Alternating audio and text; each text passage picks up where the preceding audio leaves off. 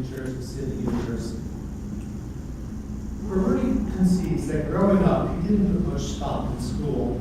He even chided his parents, both educators, about how lame the teaching profession was, and he vowed never to enter it. Mr. Kafele credits this change in attitude to one day during his second week here at KEAN, when he stumbled upon a book in the library, To Kill a Black Man by Louis Lomax. By the time he had finished reading the book, and he says, the first one I ever read from cover to cover, it helped me to establish the fact that I wanted to be a black man, not just a black male. Baruit has recently retired from his post as an award-winning principal at Newark Tech and is now a full-time motivational speaker and educational consultant. He has authored 5 books, most of which focus on motivating African American males to achieve success in school and life. After graduating from KEAN, Kafele taught for a year in Brooklyn, in a Brooklyn elementary school. He eventually returned to his roots in East Orange to teach, where he earned the Teacher of the Year honors multiple times. He was selected to the Who's Who among American teachers 6 times.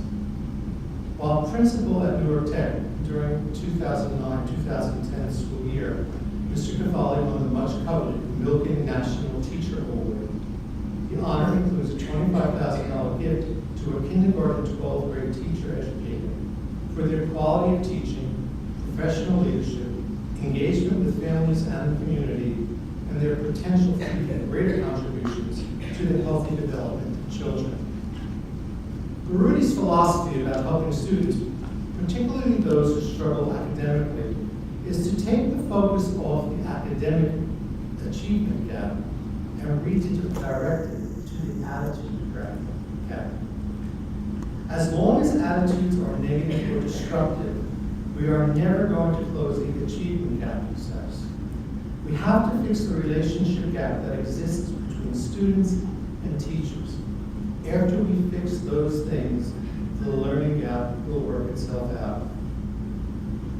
Baruit is the recipient of over 100 educational, professional, and community awards, which includes the New Jersey Education Association Award for Excellence in 2011, and the City of Dickinson, Texas, proclaiming February 8, 1998 as Baruit Kafele Day.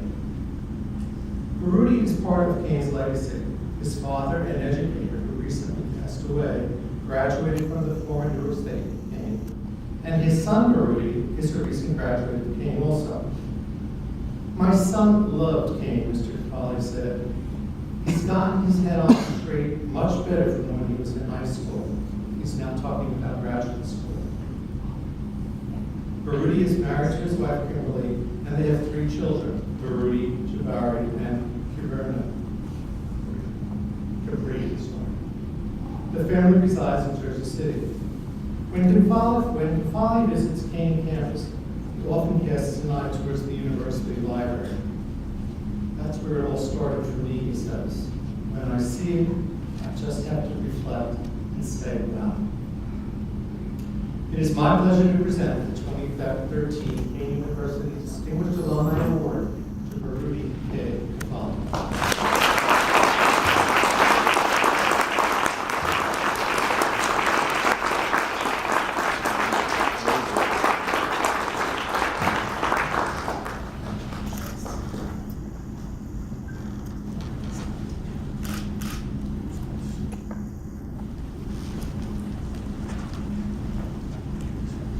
Good afternoon, everybody.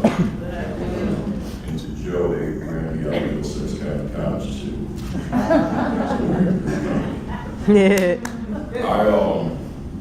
It's a big honor for me.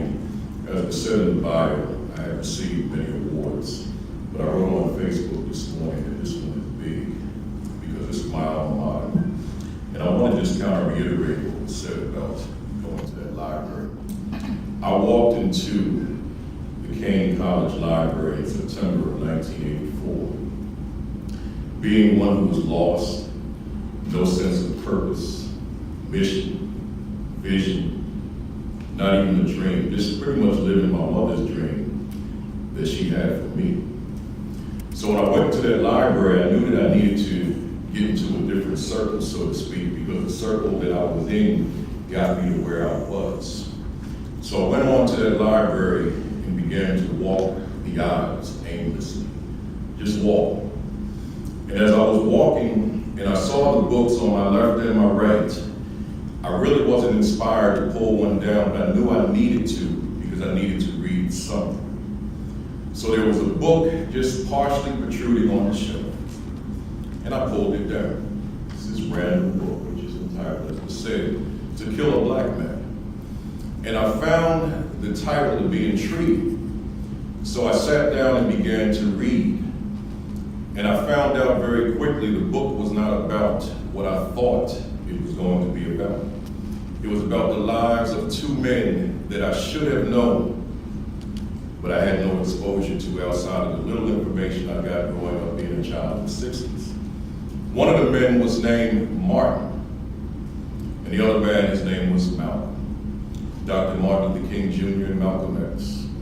And as I read that book and turned each page, I felt myself transforming because I didn't know these men. They gave me an example of what a man was because I thought that at the age of 23, being a male made me a man. But I learned very quickly that I wasn't a man at all. So I'm turning the pages and turning the pages, and I'm inspired. I'm intrigued. I've got these instantaneous role models. So to make a long story short, I wanted to be like them. So here I was, this kid who struggled in high school, struggled beyond high school, struggled at Middlesex County College, and now I was on a mission. I wanted to know everything that Malcolm knew, everything that Martin knew. And I just read and read and read and read, and then my academic coursework became very easy for me because I had a foundation to stand upon. So I went on and graduated summa cum laude from here at KEAN. But I also developed into a man, and I knew that I wanted to become an educator, not my major, which was business. But within that journey, I had to take an elective, which was a required elective. I didn't want to take it. Because at that time, I knew I was the shyest student on the campus. And to this day, I know I'm the shyest person in this room. Very shy. But I had to take this public speaking course. When the professor, Dr. Donald Lumsden, went over the syllabus, I said to myself, no way. So when everyone left the room, I waited behind and I said to him, I said, Dr. Lumsden, I can't do this. He said, what do you mean? I said, I can't give this speech that you're requiring. He said, it's only 2 minutes long, you gotta give a speech, it's a public speaking course. I said, I can't do it. So he told me, if you don't give the speech, you're gonna fail the course. So I went on and got the courage, gave the speech at my time I was prescribed to give it, and I did well. He said to me 3 words that I'll never forget. He said, you speak well. I'll never forget that. I'm on this stage today, receiving this award, in large part because Dr. Donald Lumsden said to me, you speak well. I didn't know that. No one ever told me that before. Once he said that in 1985, I haven't stopped speaking ever since.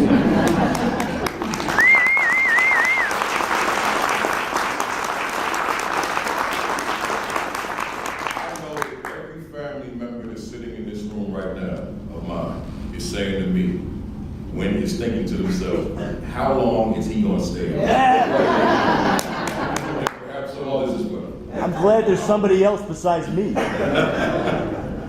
But see, I went on and became this educator, close this thing up.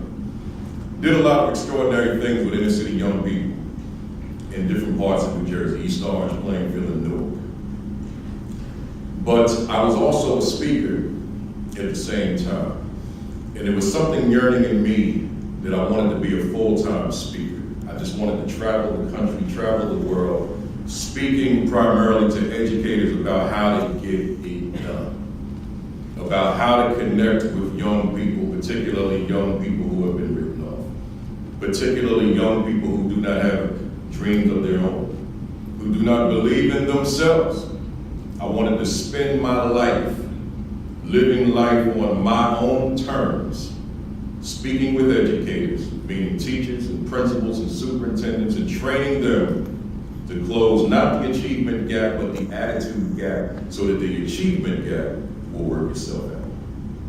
So in 2011, I left my passion for being a principal, and I've been on the road living out of a garment bag ever since, for 2 years, doing that which Don Lumsden said I could do.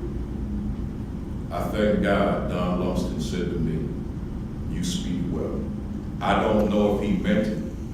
I don't know if that's what he truly believed, but it doesn't matter. I believe it. I say to us, if I can end on this note, we gotta make sure that we speak life into as many children as we can. That professor spoke life into me as a speaker, and now I'm the speaker to present that I am today. Before I sit down, I want to thank my mother, my wife, my son, sister, uncle and aunt, friends, certainly Gail Hilliard, and everybody else that came out today. I want to thank Don. I want to certainly salute the honorees this afternoon as well. This is certainly a great award. It's an award to cherish, but we keep moving forward, doing great things as a result of the recognition we got today. And I should also thank KEAN University and its president. Thank you very much.